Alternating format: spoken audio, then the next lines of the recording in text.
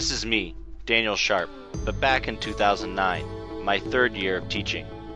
At this point in my life, I relied heavily on direct instruction. It was how I remained in control, and so I thought, ensured students learn to their maximum potential. I knew there was incredible value in exploration learning, where students discovered math concepts using physical manipulatives and materials, but at the time I didn't understand its full potential. I had always been a tech guy, so I was very interested in how I could use my knowledge of technology to improve the learning environment for my kids. I started with a Moodle site, where students would log in with their netbooks to play math games based on their own personal learning plan. These were my first attempts at blended learning, even though at the time I had never heard about it. I was flying solo in the world of instructional technology. I knew I needed to expand my knowledge and connect with educators who were already masters at this. I needed to continue my learning because I love my students, and I wanted the best learning experience for them. I knew technology could make teaching less stressful for educators and learning more enjoyable for students, but I needed to expand my thinking. At this point in time, I decided to pursue a master's degree in instructional technology at Regis University. I knew that by being in a cohort, I would gain good insight from the professors and have a great group to reflect with.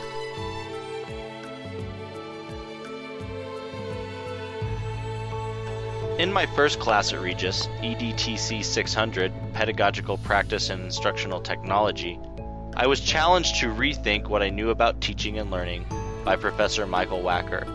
We looked at the TPAC framework, the theory of constructivism, universal design for learning, and Marzano's 9 instructional strategies, among others.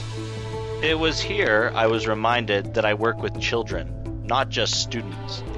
I needed to start my journey into instructional technology by remembering to reach all the kids in my classroom, not just the ones my curriculum taught. Technology thus must support children in learning to learn. UDL, TPAC, Marzano, Bloom's, and others can guide us to ensure that the learning experiences we facilitate reach all students.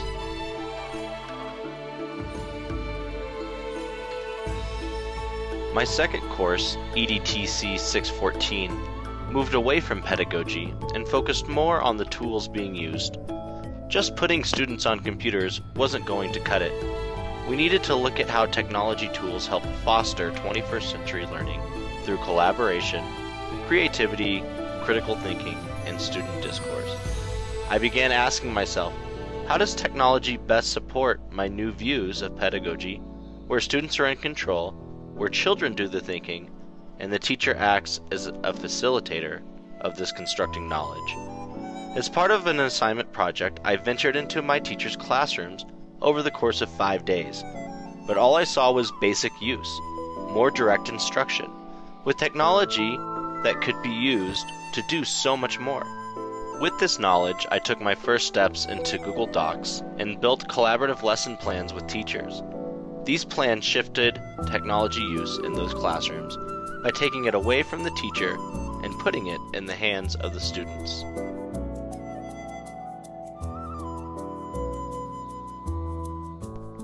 In web development, I built my first website on WordPress.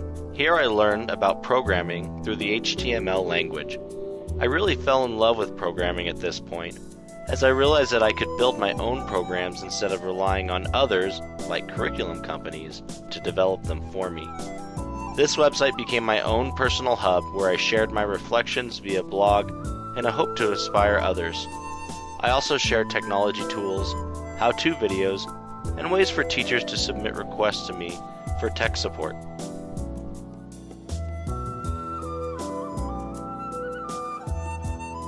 Advanced Web was my next course, and I was lucky to have Professor Wacker back again.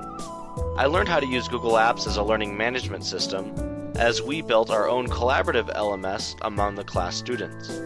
Here I was able to really get into programming, as I built my own Android application, the Magic Crystal Ball, which predicts the future. Well, not really, but it was one more step in helping me realize the power of being able to create my own applications for education. I used a website called Treehouse to learn how to build this app. As I used this site and Code Academy, another online learning course, I began to notice patterns and best practice for online learning, such as easy-to-understand video instruction, frequent checks for understanding, and digital badging to encourage and reward successful completion of modules. These sites would begin developing a framework for my own online learning courses.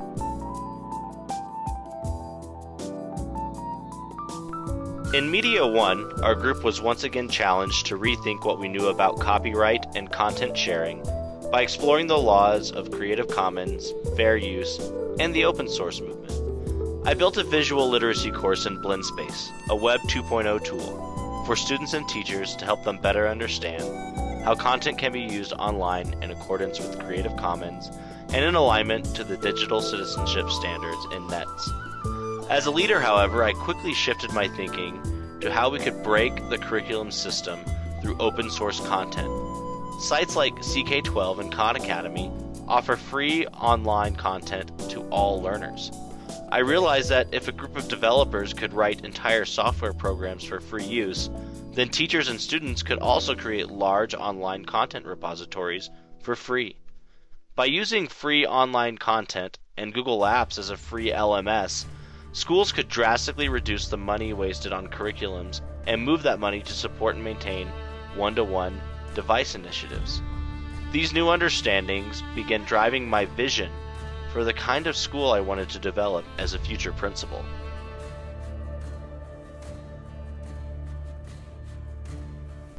Instructional design had us create a multi-lesson or PD session for either students or teachers. I chose the latter and developed a blended learning professional development for my teachers. One key piece of this process brought me back to our first class, EDTC 600, as it asked us to think about the kids in our school and what their perception would be of blended learning. I prepared student perception surveys for the classes of the teachers whom I was going to be giving the PD to. Having the kids participate and drive the planning process was an incredible experience, as they voiced needs I would never have considered, such as them still getting personal one-on-one time with their teacher when taking an online course. I also, for the first time, planned my PD to model the same learning process the kids would experience. Thus, I made my blended learning PD in a blended learning format. In fact, I will never facilitate another PD again that doesn't reflect the pedagogy I would expect my teachers to use with the kids. Let's listen to one of my teachers, Caroline Ellis, as she reflects on blended learning after her grade level team participated in the PD I created. So this year we did student perception surveys based off of how much we've seen over the past 2 years that our kids are completely engaged with their computers and their online learning.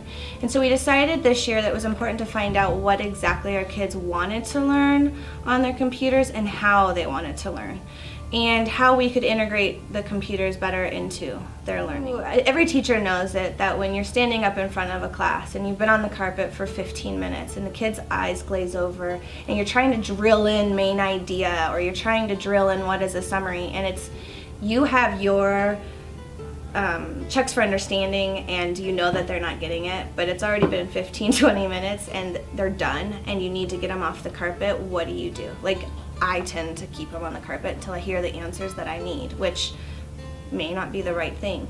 I feel like blended learning helps with the authenticity, with the desire of learning.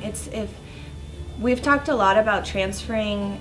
I've learned a lot as a teacher because I'm the one up there doing the work and I'm the one teaching them about main idea, so I know what a main idea is. And so the transfer of me doing the work and learning what a main idea is to having them finding out what is a main idea, that's the authenticity in blended learning. It's allowed them to go out and explore and find those answers for themselves, not just having a teacher teach it at them, a teacher tell them what it is.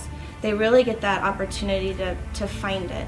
The engagement's 100%. Like, they're so excited about it. They yearn for getting on the computer to go through it and to succeed at it. That's an important part. They want to pass the quizzes. They want to be successful and move within the blend space.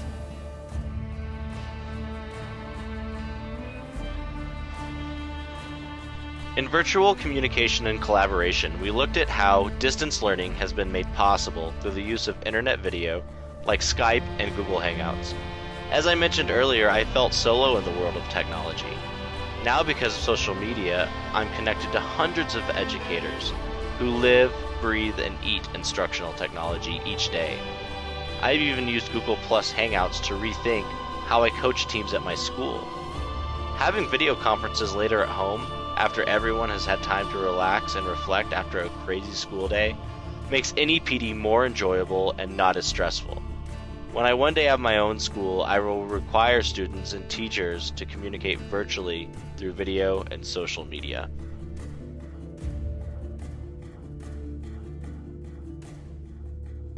For my elective, I took Introduction to Programming, a course designed for those who were starting their Masters of Software Engineering. Although not directly related to education, I wanted to expand my knowledge of programming as I continually seek to create programs for myself, but also to explore the possibilities of having programming as part of kids' learning in elementary school. Here you can see some of the software I created, from basic programs that do addition to advanced programs that file and sort data. Through this experience, I found a love for Microsoft Visual Studio, as well as a cool website called Scratch that mimics programming structures for kids. My technology teacher now runs a class that uses Scratch and teaches basic programming concepts to students while they create games and movies.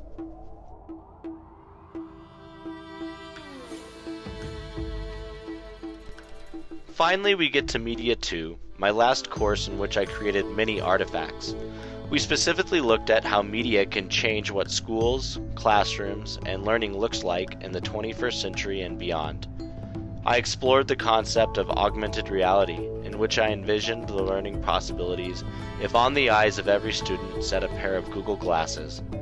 I imagined models of spacecraft being projected in front of the students through Google Glass, as the visual sensors reacted to their hands, manipulating the model, bringing a whole new meaning to the term virtual field trip. I continued my visioning of the future by using Google SketchUp to create a 3D representation of my classroom of the future. I took this opportunity to create a space that applied all I had learned throughout this degree, a classroom that supported constructing knowledge as teachers used technology to help facilitate learning in every way. All students had their own device and followed their own learning plans, coming and going as they pleased, thus truly fulfilling anytime, anywhere learning. Appropriately, this has become my mission and vision of education. Moving forward as an administrator, I will push to disrupt our current educational system, just as my learning was disrupted in this master's program at Regis. I have finally found my community, and with it, my vision for changing education for my own children and all the children around the world.